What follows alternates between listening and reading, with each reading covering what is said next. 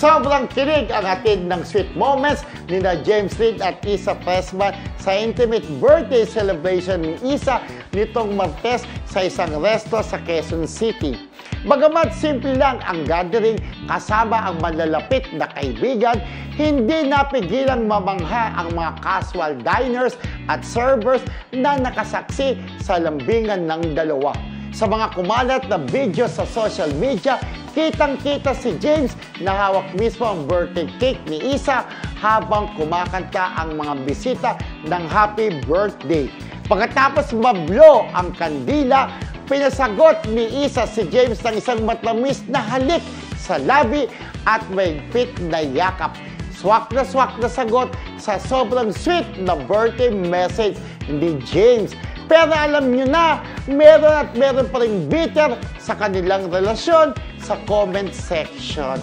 Hi, ang showbiz nga naman. Oo, laging ganyan. Kahit na matagal ng break, itong si Nadine Lustre at saka si James Reid, talagang kino-compare pa rin talaga.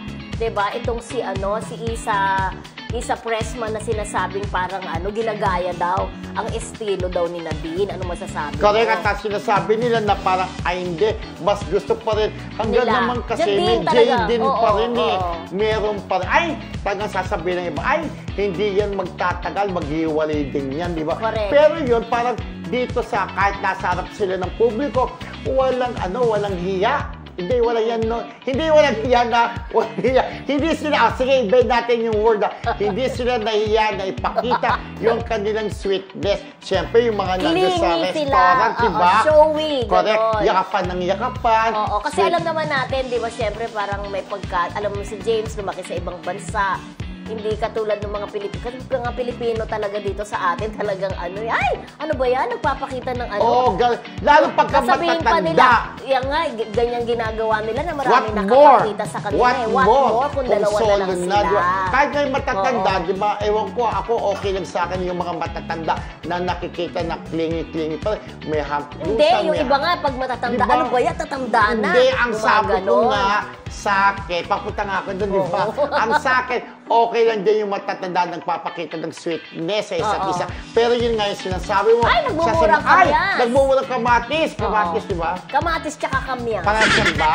Anong mas masarap kamatis sa kamyas? Ako, ang asim kasi ng kamyas. Magkano gusto ng kamatis? So, pagkamis na, kamatis ang inuulam sa usawdo.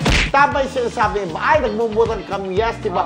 Pero hindi natin masisisi kung gusto nila maging sweet sa isa't isa. Eto, yung mga diners sa restaurant, siguro hindi yan exclusive. Okay, yung may-ari yung mga servers, nakikita kung gano'ng ka-sweet si James Reid at si Issa. Kasi syempre, happy sila sa isa't isa minsan. Kapag ka-happy ka, baliwala sa'yo, parang walang nakapaligid sa'yo. Oo, parang, diba? Kayo parang mundo nyo lang. Parang kahit nakikita, at least kami tunay na nagmamahalan. Sana talagang magtagal na itong si James at si Issa Pressman. Okay.